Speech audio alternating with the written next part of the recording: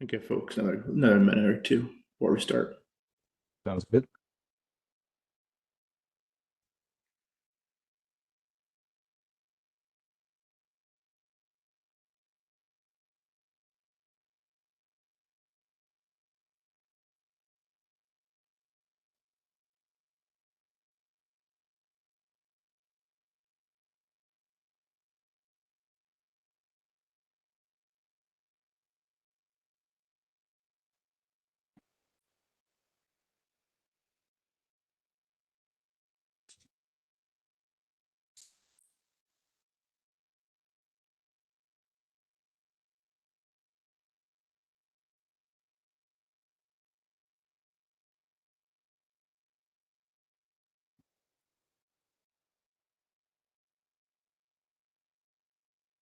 Give it another couple of minutes.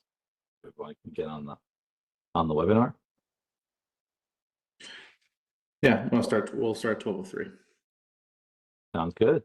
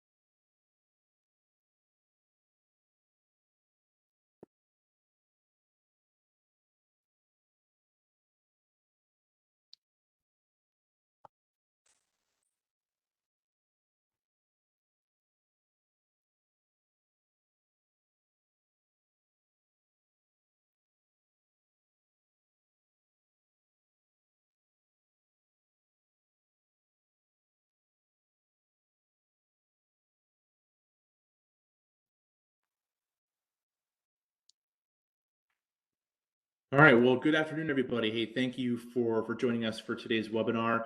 My name is Jason Guerrera. I'm Senior Vice President, USI Insurance Services for the Human Nonprofit and Human Social Services Practice. I'm joined by Mike Clay from 501c Services, the mouthful.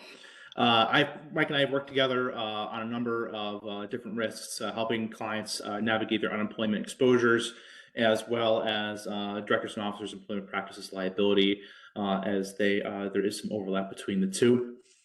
We're going to go through a brief agenda today. We'll probably run about 30-35 minutes, maybe closer to 40. Then we'll have time for Q&A at the end.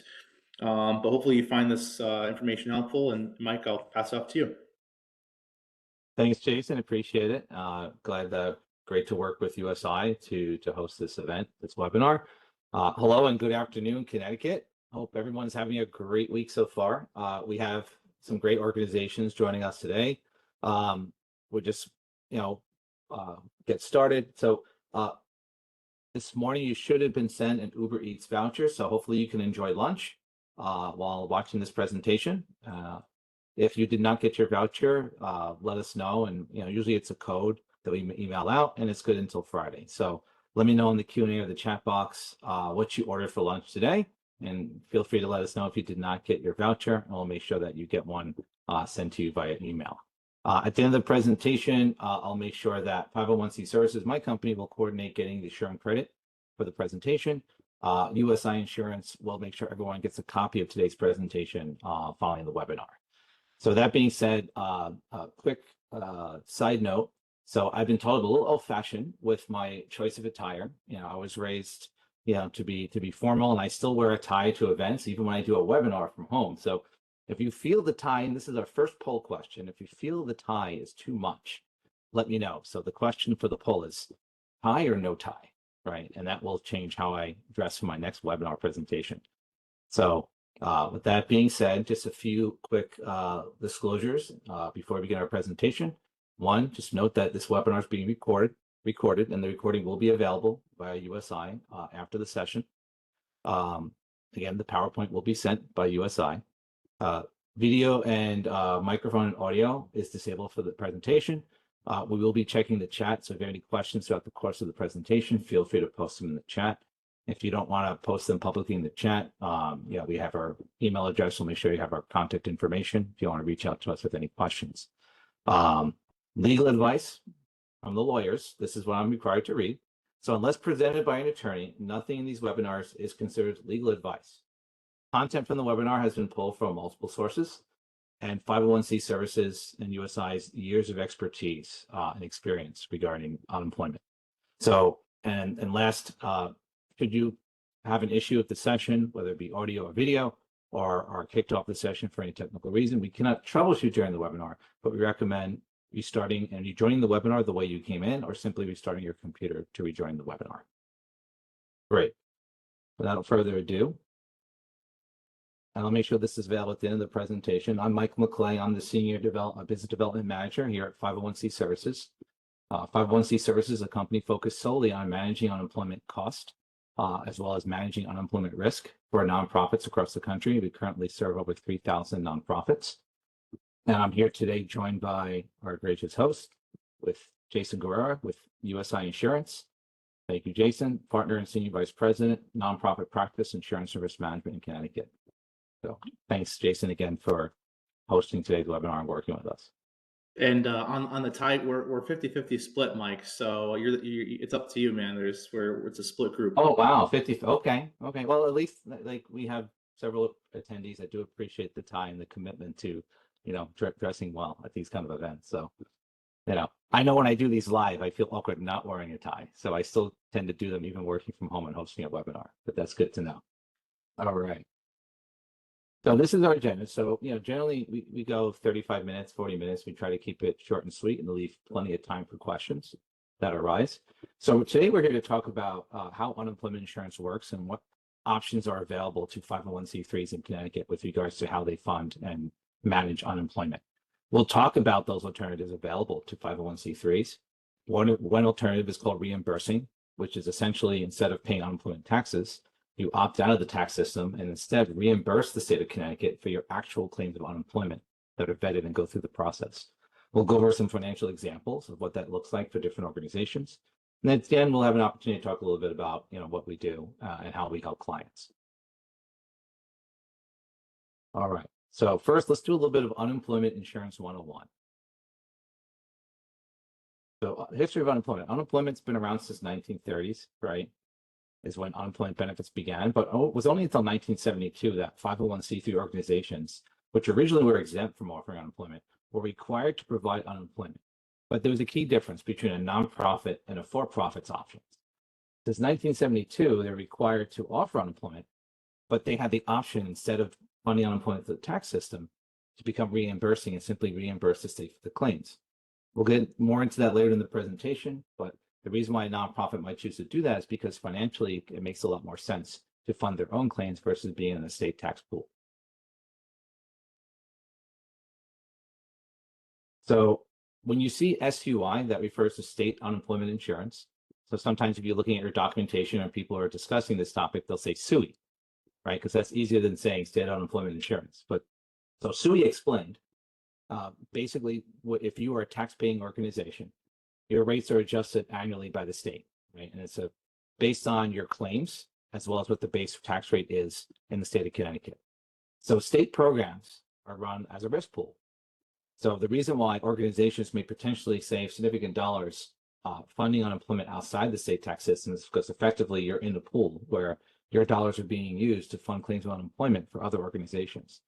So the way this might look is that when you look at your total tax expense for unemployment, you might be paying significantly more in taxes than your actual claims that are from the employees that are separating and leaving your organization. So we'll get more into the tax calculation and how that works a little bit, but those reserves, again, in the tax pool, the state unemployment system is run as a pool. It's basically an insurance pool. So understanding the cost of unemployment. One key thing to note is that if you look at the what a single claimant unemployment could cost in Connecticut, right now it's $18,746. So one claim, right, if they get the maximum benefit and they stay on unemployment until the end, it's $18,746. So that's the maximum a single person can claim in unemployment in Connecticut. Just a caveat, this is what an employer is charged for employee benefits by the state. So those benefits that you saw on the recession, extra COVID payments were covered by the federal government. So here's some characteristics specific to Connecticut in terms of how unemployment works. So the maximum weekly benefit, so again, part of that 18,746, when broken down weekly, that's a maximum benefit of $721 a week when someone claims unemployment and is that's not contested and they're granted unemployment, $721 a week.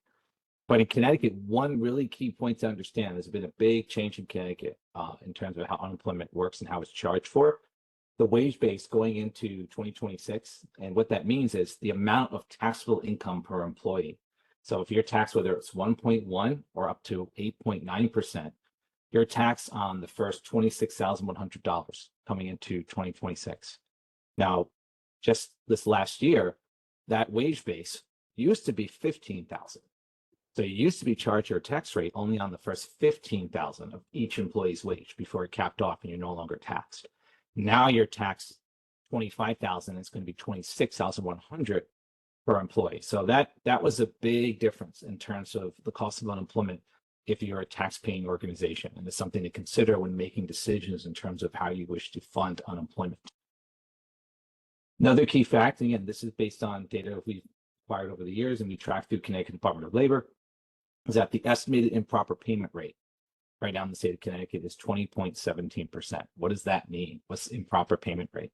Well, improper payment rate is fraud. So claims of unemployment that are fraudulent, that have gone through the system, as well as improperly credited claims for people that claimed unemployment, but were allocated funds inappropriately, right? They were overpaid on funds based on they weren't necessarily eligible for unemployment, or they were allocated funds for unemployment based on, their tenure at various organizations. So they went to 1, 2, 3 organizations and claimed unemployment. So if you look at how state unemployment insurance tax pools have worked, if you look at an estimated 3-year overpayment in Connecticut, right now in really nationwide, it's to the tune of almost $300 million across the country, and with more than half of that being fraudulent payments of unemployment. This was actually Jason and I were working together with a particular client, and we were talking to HR, and I remember Jason, the CFO, was on the phone. The CFO said, a couple of weeks ago, I got a claim of unemployment for myself, right? And meanwhile, CFO is standing there, he's talking to us on the webcam. So, bad actors have gotten really creative in terms of perpetuating identity fraud, especially after the pandemic. Fraud has become a lot more common in an attempt to get funds and defraud unemployment, the Department of Labor, to get these funds. The challenge is whether you're tax-paying or you're currently not tax-paying, reimbursing, every claim of unemployment that's vetted and goes through the process, whether it's legitimate or not, has an impact in terms of your cost. So this is just what I was saying earlier. So if you look back in 2023, and the biggest change in unemployment in Connecticut is that Connecticut used to be their unemployment tax fund was insolvent. They were in debt millions of dollars to the federal government because the system was unable to, they weren't collecting enough money to keep up with the actual claims of unemployment year over year. So since 2023, Connecticut has paid off its debt to the federal government. So that's why tax rates didn't go up. But in order to be able to continue to keep the fund solvent and fund the claims of unemployment that are coming in, they had to increase the taxable wage base, right? So this is a trend that's happening in a lot of other states as well. So that's why that taxable wage base went from 15,000 to 25,000 in 2026, 2025 this year, and going into 2026, it'll be 26,100. So that basically means that instead of being taxed, for example, in 2023, if you have 100 employees, your taxable wage base is 15,000, your tax rate is 4%. You're looking at a total taxable payroll of 60,000, right? So you're essentially paying 4% of 60,000, but with the tax rate, with the wage base increase, now you're paying 4% of 100,000. So if you look at that, in terms of your organization, that could be a big difference in terms of the amount of money that you're paying in taxes if you're still in the state tax pool.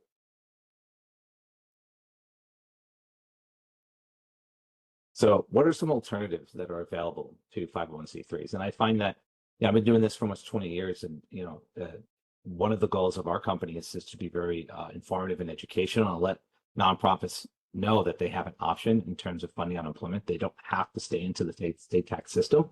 They can choose to opt out and instead become reimbursing. So we'll talk a little bit about some of the alternatives to funding unemployment for an organization. So you essentially have 3 options, right? I like to say really you have like 5 or 6 or 7 because everything's a combination of these options. So you can either choose to pay the state tax, and whether you're a reimbursing or a tax-paying organization, we want to understand, hey, what are you paying in taxes? What are your claims? Does it make sense to exit the state tax system? We even have reimbursing employers that, they made that decision perhaps 10, 20 years ago, but they haven't changed how they fund unemployment or how they manage the claims process. And, they typically ask, well, gee, what would it cost to go back into the state tax system? Would that make sense? And that's a really good question.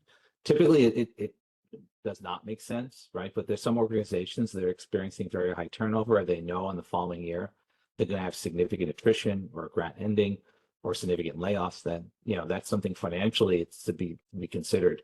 So one other poll question I want to make, if you'll help me with this, Jason, is do you know if your organization is currently taxpaying for unemployment in the state tax pool of Connecticut, or if you're currently reimbursing, i.e. not paying the unemployment tax, but reimbursing the state either directly, so essentially self-insuring, or you have an insurance policy that pays for your unemployment? Mike, just to touch on that. So I opened up that poll a few slides ago just to give people time to answer. And so far, the majority of people say I don't know. Is actually the dominant answer, which is okay. But I thought Great. maybe you could take some time to touch on, and I forget if that might be one of your slides, but maybe if you could touch on how someone can tell whether they're tax paying or reimbursing. Yeah, so that's a really good question. I think a lot of organizations they don't know, and that's the first step is to just bring awareness that a lot of organizations don't even know that they have the option as a 501c3, that's one of the benefits in the tax code to opt out of paying for unemployment in the tax pool and become reimbursing. So the first step is to figure out, well, gee, which one am I?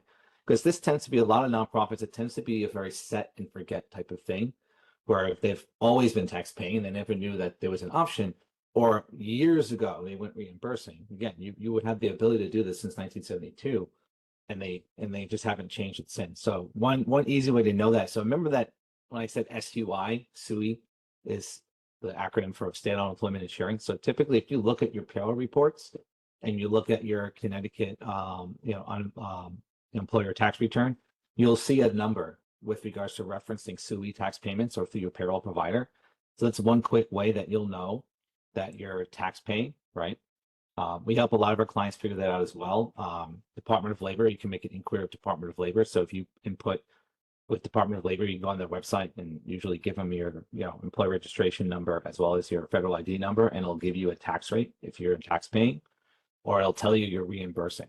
So there's various ways that you can easily figure out, but the easiest way is to simply look at your payroll reports and see if unemployment taxes are being deducted. And if they are, then you're currently opted into the tax system. If it's blank, and if you're reimbursing, typically it'll just read as 0 or blank on your payroll reports. So there are many ways to achieve, like, whether you self-insure or reimburse. The other way you can choose to fund for your unemployment is to buy an insurance policy, and we'll talk about that a little bit. So let's talk about how reimbursing works, and I'll show you some forms and example that'll help you figure out if you're currently tax paying or reimbursing. So first thing to understand is reimbursing is not for everyone, right? You have to be a 501c3 nonprofit to have the option to be reimbursing, right? If you are not a 501c3, you must stay in the tax system. You have no other option but to stay tax paying. But if you are a 501c3, you have the option to opt out. Generally, we find that in the state of Connecticut, it doesn't make a lot of sense financially unless you have about $1 million or more in gross annual payroll, right? Now, that's not to say we have some clients that could be 700,000, 800,000 that are potentially reimbursing. Just know that unless you have $1 million of gross annual payroll, it doesn't, usually the numbers doesn't make sense. You're not saving enough money to necessarily make the leap and exit the state tax system. The other thing to understand is that it says here you have to have a positive audit over the last 3 years of unemployment claims. Essentially what that means, and to point 3 and 4 over here, and that they have no major disruption, is that if you're thinking about exiting the state tax system, right, and you know that next year or within the near future that you're going to have layoffs, you have grants that are ending. When you're not in the state tax system, you're responsible to reimburse the state for your claims of unemployment, right? So if you anticipate higher turnover and increased claims of unemployment, that may not be an opportunity. That may be a reason to stay in the state tax system, because with the state tax system, you essentially pay just your tax rate for that year. And again, that is assessed based on your past claims, but you have a cap in terms of what your maximum payout is going to be. So you could have twice or three times the amount of claims. You just pay that tax rate for that given year. Your tax rate will go up relative to your claims in the following year. But again, that's something to really consider. So if we see an organization, and we have seen this, that, hey, we're going to lay off people in the following year, and we're looking into this to see if we can, mitigate that somewhat by exiting the state tax system. And that might be a situation where we tell them that to not exit the state tax system, to maybe wait until after you have that event. Same thing when it comes to buying insurance, right? So, well, organizations are looking to purchase insurance, but unfortunately, and Jason, you'll test this, you can't buy insurance if you anticipate a loss. It's like trying to, the house is on fire or the cinders are burning, and you can't buy insurance on the house. So the same reason that when you buy an insurance policy, you need to make sure that you're buying that as a long-term strategy. So if you're concerned about self-funding unemployment, right, and there's different ways to, mitigate this risk, then you'd like to buy an insurance policy, right, so that you're protected against years where you might have more claims than you anticipate. Then one thing to consider is use that as a long-term strategy. We've had organizations come to us that, hey, we're going to be laying off 100 people next year. Can we buy an insurance policy?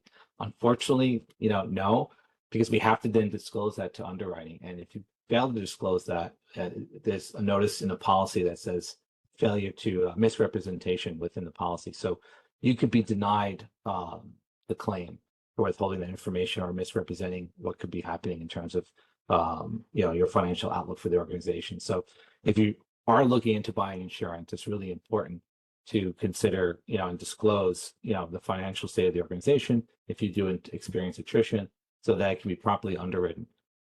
Every organization I've ever worked with, we can always find a solution that'll work for that organization to mitigate the risks of reimbursing so they can realize the savings. Yeah, and the other thing too is when touched from employment practice perspective too, if you're anticipating mass layoffs, or if you're concerned about a grant or funding being in jeopardy, that's really an opportunity to work with your labor counsel and even your employment practices attorney. Most employment practices, most EPL policies will have like a free 1-800 hotline that you can access or get free consulting services with the insurance company, maybe through like a Jackson Lewis or that type of law firm, if you don't currently actively retain labor counsel. But definitely make sure that in terms of documentation, in terms of going through that process, oftentimes what happen when we see the aftermath of some of these layoffs or just going through the unemployment process in general, sometimes they can spill over into EPL claims. And so working with labor counsel and making sure your HR policies and procedures are airtight and having them reviewed by counsel. But again, definitely check your EPL policy, usually within the first 5 or 10 pages. There's usually a cell sheet that might give you like a 1-800 hotline number for free consultative services with a labor attorney to talk through that through them with you as well. Yeah, that's a really good point. So, it's a good segue in terms of what it means to reimburse and managing the claims process. But whether you're tax paying and reimbursing, the fiduciary responsibility and the liability associated with managing separations and managing that process from an HR standpoint falls with the organization, right? The state of Connecticut does not bear responsibility for managing that process. Just like when you potentially get a claim of unemployment that you wish to contest, again, the organization is responsible for contesting that claim and presenting evidence and reasons for the contestation, right? So that's where this could attach to employment practice liability in terms of how you manage that process, right? And again, that's true if you're tax paying or if you're reimbursing. Although when you're reimbursing, there's more of the consequence of every claim of unemployment that goes to the process and is paid will increase your cost. Mm-hmm. So just to review what it means to reimburse, right? So that means your organization no longer overpays on the state tax, and we'll go over the differences with some examples of what that savings could look like. It means that your state bills your organization dollar for dollar for your actual claims of unemployment. So you're no longer funding into a pool; you're funding your own claims of unemployment. So from the employee perspective, there's no difference. They still go to the state of Connecticut to claim unemployment, or they go on the Department of Labor website, and then you get a report from Connecticut Department of Labor that you have a claim of unemployment, so that if you wish to contest, you have the opportunity to contest it at that point. At the end of the quarter, you get a bill to reimburse the state for those claims of unemployment that have been vetted and have gone through the process. So the benefits of reimbursing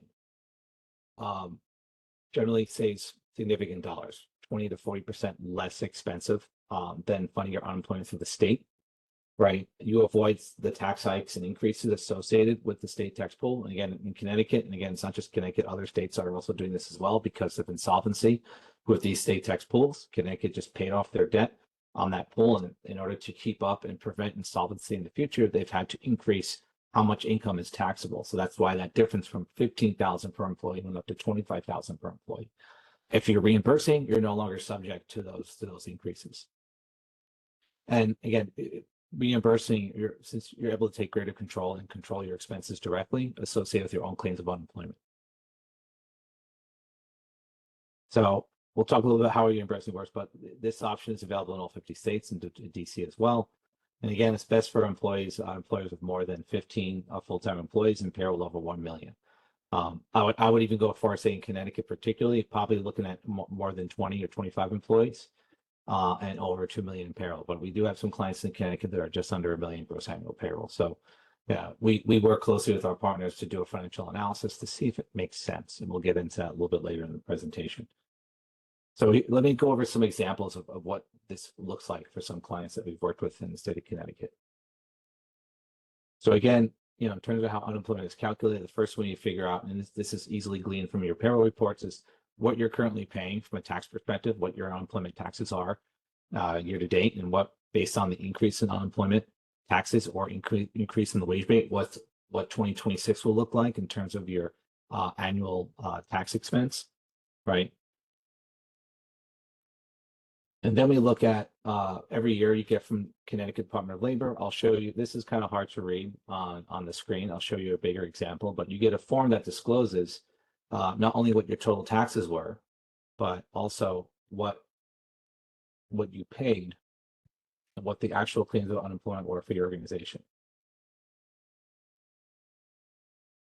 Fortunately, I don't know if I get that to work.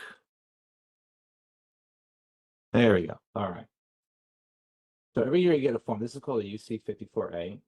So you get a tax and benefit disclosure.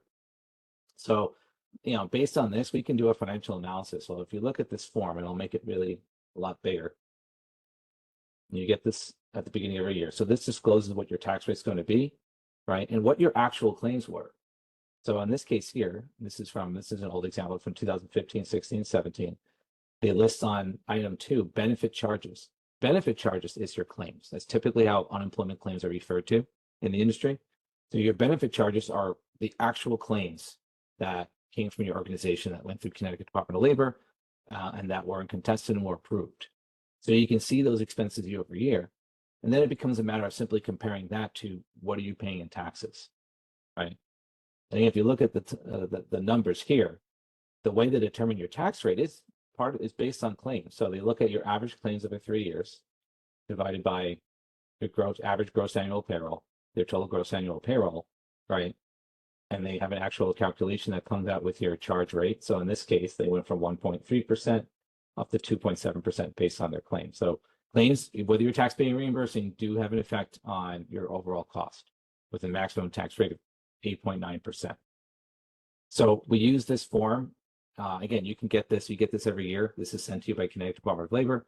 Your payroll company might have a copy of this. You can also go on, call Connecticut Department of Labor or go on their website and get a copy of this so you can understand what your benefit charges are. And then from there, it becomes a matter of just comparing your benefit charges to your tax expense. So it's a few examples. This is one Connecticut client that we had that had a taxable payroll of 2 million. They had a tax rate of 3% with total annual claims of approximately 12,000, and they were paying in annual payroll taxes almost $63,000. So the difference between their payroll taxes and their actual claims was almost $51,000, right? And usually we do that as a 3-year average. So on average, they're spending $51,000, $52,000 more in taxes than your annual claims. Now, Mike, there was a question. So if you're reimbursing, right, and you have let's just say you have a really bad year, are there mechanisms to cap your exposure on a reimbursing basis, if for whatever reason, in case you have a blowout year, to protect the organization? Great question. So there's a couple of different ways you can do that. So, just to kind of boil it down to three easy examples. One is to establish a trust fund reserve where you basically create a cushion. So if you're saving 50,000, 100,000, whatever it is, dollars a year. So instead of immediately taking that savings and diverting it to your organization and rolling into other funds, you keep that in a reserve account as a rainy day fund for the 1 year that you might have more claims than you'd expect. Right. So from a long-term standpoint, typically you'll save a lot more money than even those bad years where you have more claims than anticipated. Right. The other way is to buy stop loss insurance, where you do that, you set a fund reserve. So now instead of giving your money to state of Connecticut to fund taxes, you establish a reserve that's in your own account. You make a little bit of interest on that, which is great, but it's your money, so you can take it at will. And then you buy stop loss insurance, where, let's say at stop loss, you're putting your claims are running like this one. Give you an example. Their annual claims are $12,000. So you could put a stop loss at, 50,000, 75,000, $100,000. So if you have a really bad year and your claims go more than expected, at a certain point, stop loss policy will kick in and begin to pay out the policy, right? So you cap your maximum risk on those claims. That will absorb some of the savings, but it's a more conservative way to potentially do that. So you have some insurance protection, right? One of the things we do as a company, we offer stop loss protection on a fund reserve for our clients. And then the last way you could do that is to actually buy a guaranteed cost insurance policy, where the policy will cover all your unemployment expenses for a fixed cost, right? Typically that absorbs significantly more of the savings, but then you have a maximum capped amount in terms of your losses. There's no one size fits all for every organization. Not every organization we work with is doing a guaranteed cost policy. And I think because they're underwritten based on future tax expense and what's happening in the market. And right now, unemployment is really increasing. So those policies can be expensive, but if the numbers work in your favor based on underwriting, that can be a very conservative way to fund your unemployment claims. And again, depends on how much you're saving and what this looks like. If you're only saving a couple of grand doing this, we'll tell you to stay put. It doesn't make sense, right? Conversely, if you are reimbursing now and you're listening to this webinar, we've had clients that say, listen, I'm anticipating laying off 100 people next year. And we know that's going to happen. We can actually look at your numbers and say, all right, based on your payroll data, what would it look like if you became tax paying? So that's actually an option too. If you're reimbursing and you're going to experience this attrition, the tax system will take you no matter, there's no underwriting, no matter what, you anticipate next year. So if the tax rates are less than what you're going to pay in claims, that's an option as well. That keep in mind, you have to be a couple of years reimbursing before the state will take you back. So if you leave, you can't come back immediately the next year. And usually, depending on state law, you have to be out of the tax system for like 2 or 3 years before you can come back in. But if you've been reimbursing for some time, we look at that as well. It's unusual that someone would save significantly more going back into the tax system. But in situations like that, where you're anticipating severe layoffs, that could be a situation where you might consider actually going back into the state tax system. So here's some other examples of clients we've actually worked with. This one had a taxable payroll of $8 million. So this is an organization that maybe is around 300 employees, 250 employees, with a tax rate of 2.1%, so a relatively low tax rate. Their annual claims over a 3 to 5 year average period was 41,800. Their taxes were 168,000. One reason, if you look at this, because that's an overpayment of 126,000, so that's definitely significant. So this is an organization, we looked at that, they decided at this point, all right, you know what, we're tax paying now. That was question one.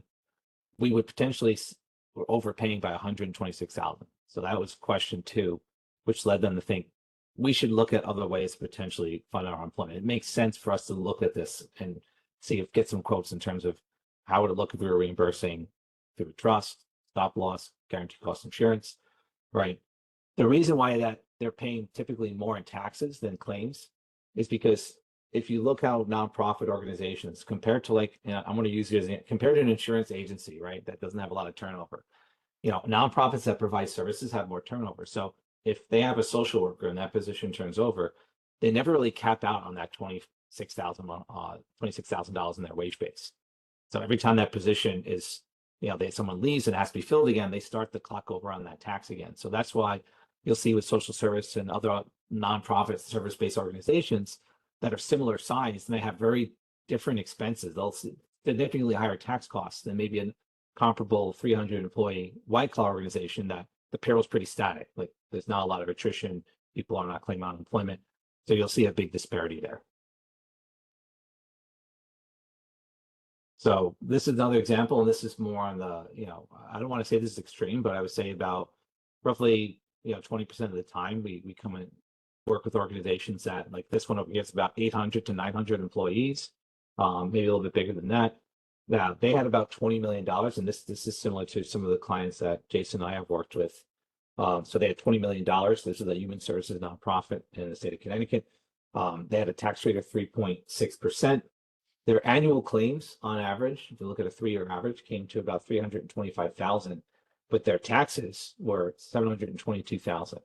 So they're paying almost $400,000 more in taxes as a human services nonprofit organization than their actual claims. So sometimes you see these examples where it really starts to make sense. To lack of a better term, it becomes a no-brainer to consider choosing another option for funding your unemployment outside of the state tax system. So before I go any further, Jason, any other questions in the chat that I can answer at this time?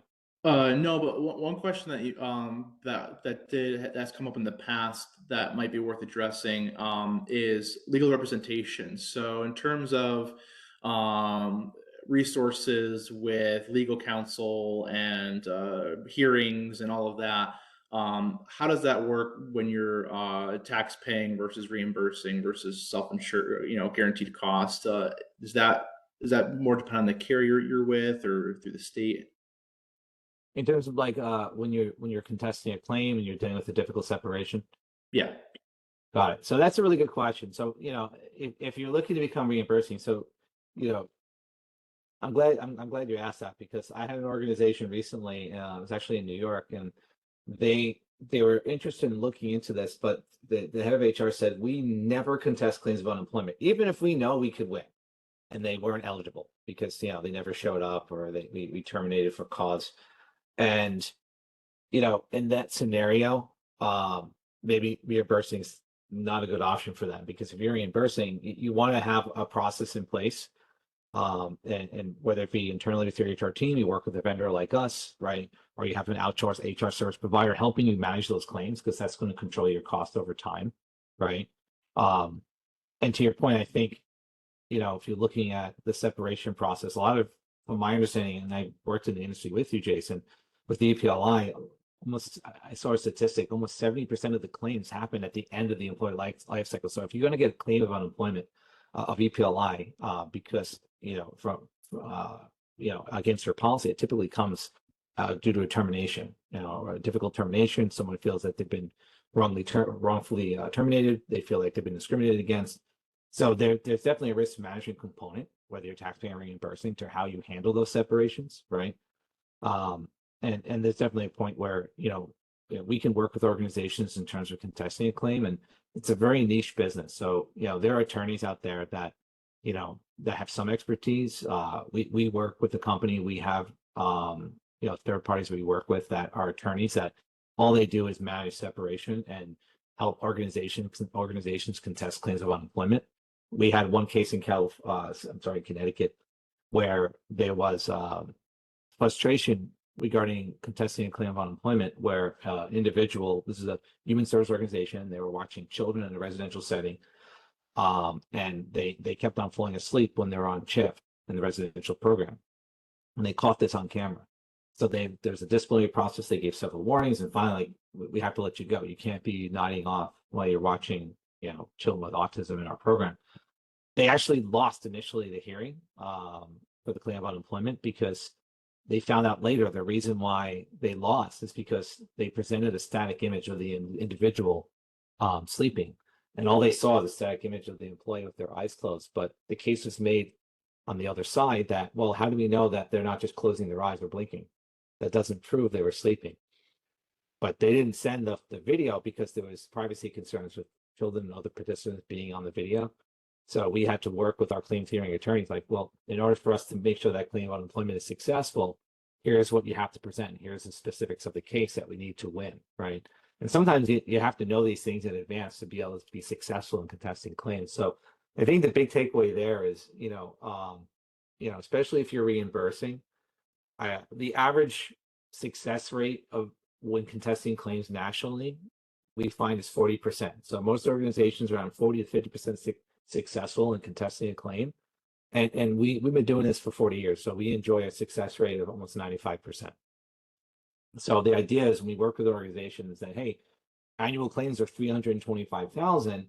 If we work with either with your attorney or the attorneys that we know are experts in the space, we can get that down to 300,000, 250,000. So the claims curve begins to reduce, right?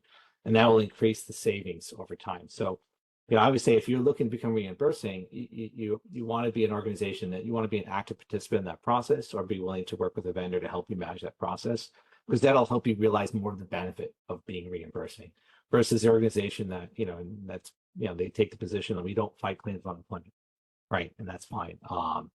So, this is an extreme example, but, we have a lot of organizations that save significant dollars reimbursing. So it makes sense to consider options for funding your unemployment. So any other questions that are in the chat? Nope. All right.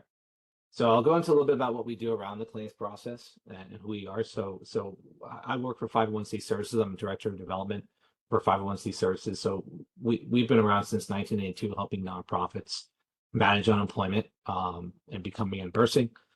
We have created a first of its kind grantor trust. So it's an established fund reserve that you can, instead of putting your money into the tax system, you can put those funds with us. That makes a considerable amount of interest. That's your money. Those are your funds. They're not commingled with other members. We help over 3,000 nonprofits do this, and we're 100% employee owned. I just started the company. I used to, share a clear disclosure, I used to work with USI Insurance as an in-house expert on this topic, and I came to work with one of our vendor partners, 501c, as a leader in this space. And it's a great company. I really feel like I used to be a social worker. I work with children and adults with mental illness and chemical addiction years ago, and I feel like I'm working for a nonprofit again in terms of how we handle the business and work with others. So we've been helping nonprofits realize their mission and save dollars around unemployment for a long time. So one of the things that I want to just go over real quick is how we help. So we mentioned the claims process and, when you have a difficult separation. So, if you're going to consider reimbursing, you want to have a claims process, whether you work with us or you work with your HR provider, you want to make sure that you're managing that claims process because, especially when you're reimbursing, you have fiduciary responsibility to be able to pay those claims liabilities. And also you have a responsibility for vetting the claims of unemployment. Technically, even as a tax-paying organization, there's an implied fiduciary responsibility to manage the claims of unemployment. So we help our clients manage that process, right? Including providing HR services to assist you. So if you're not successful in contesting claims because there's an issue with documenting progressive discipline, or you're not gathering the pertinent facts to present your case at a hearing, we can assist you with that. We can even represent you at a hearing to manage that claim of unemployment better. We also provide reemployment services. So you think about if you're going to be reimbursing, everything that you can do to make sure that you realize that savings and you increase your savings by managing the claims.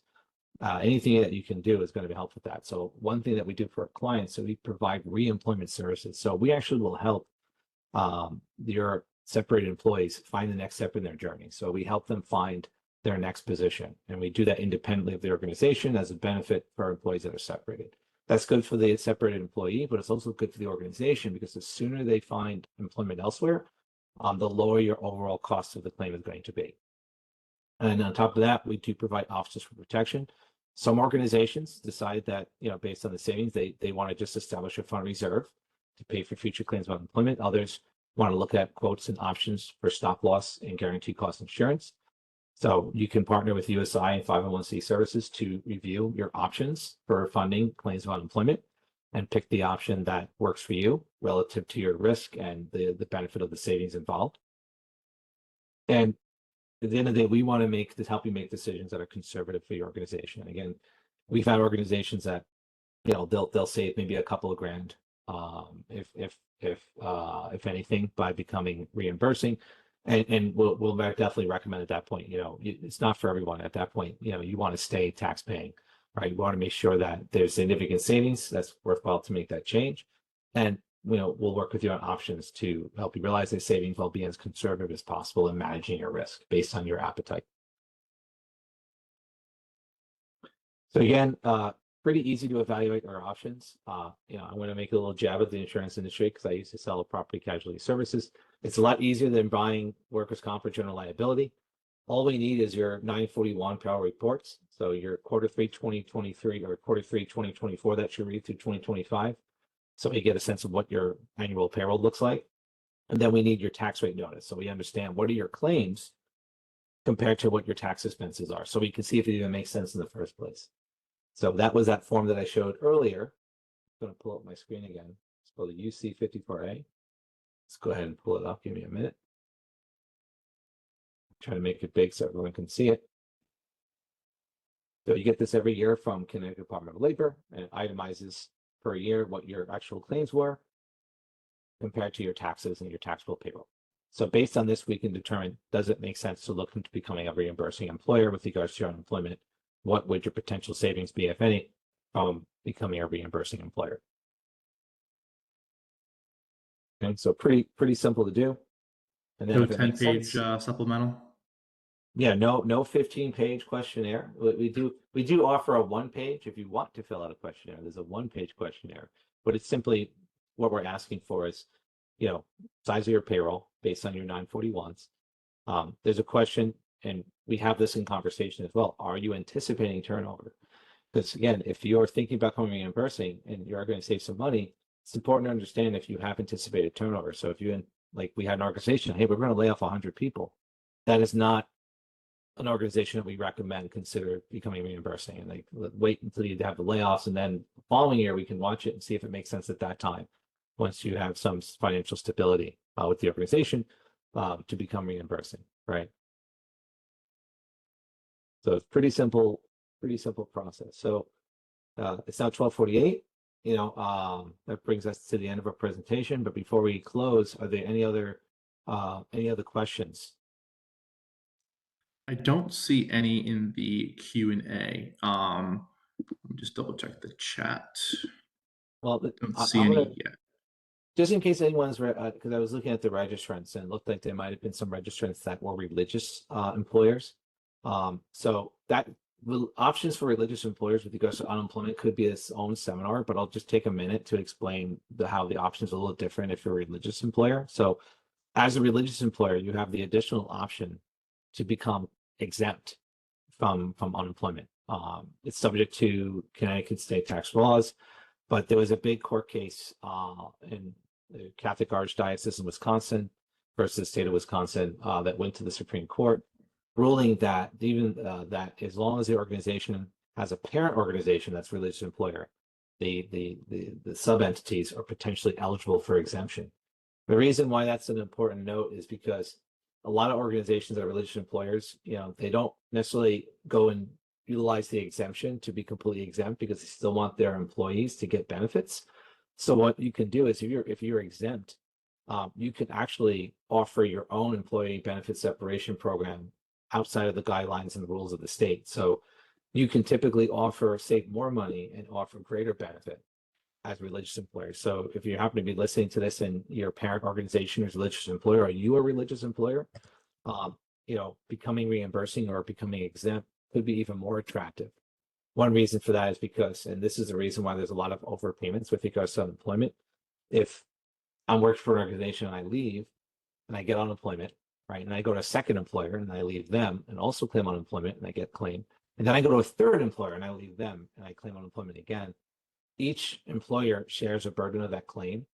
And typically they call them, you know, base period charges. And typically this is where we find mistakes in the calculation, right? Because the state's relying on the employers to report payroll. So based on the period of time and the payroll that employee worked for this first, second, and third employer, each employee, each each employer is assess what their liability is for the unemployment expense, right? So that could be the difference if it's not calculated properly from your organization being charged 10,000 for that claim versus 7,000, right? If you're exempt, you're no longer subject to the rules of the state of Connecticut. You can offer your own separation benefits program, and as soon as they get employment through another organization, your responsibility is then done. You don't have to necessarily contribute to a claim after they leave the second and third employer. So we find that religious employers, because of that fact alone, will save significantly more even than those that are strictly reimbursing, and they can offer greater benefit to their employees. So that's relatively new that, religious employers that have parent organizations that can do this. So if that's the case, let us know that, reach out to us and we can look at that for you. Any other questions? All right. Sounds good. So what was it still 50-50 on the tie? It was 50-50, yeah. All right. Well, I'm since I went to Catholic school and I was raised on the tie, and I'm old fashioned that way. I'll stick with the tie for now, but it's good to see that in the chat. But so I hope everyone found this informative. I hope you brought and you learned something from the presentation. And now just keep in mind, one last note I want to make. If you're curious to see if it would make sense and you might save significant dollars becoming a reimbursing organization, just keep in mind, we pushed to do this presentation early in November. In the state of Connecticut, you have until December 1st to pull the trigger essentially and to notify the state that you wish to become a reimbursing organization. So it's a short timeline to be sure, but it's a pretty easy process. So if that's something that interests you, whether it be for this year or you'd like to entertain it and look at it potentially for next year, feel free to, Jason just passed information for Jason and I in the chat. Feel free to reach out to us and we'll be happy to go do a free evaluation and a cost analysis, see if it makes sense.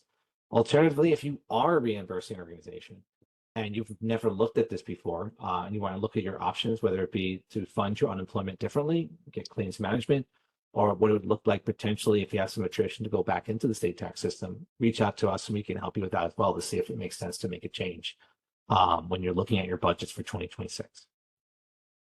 All right. Thank you, everyone, for attending. I wish everyone a great week and a great rest of your day. Thanks, everyone. Be well.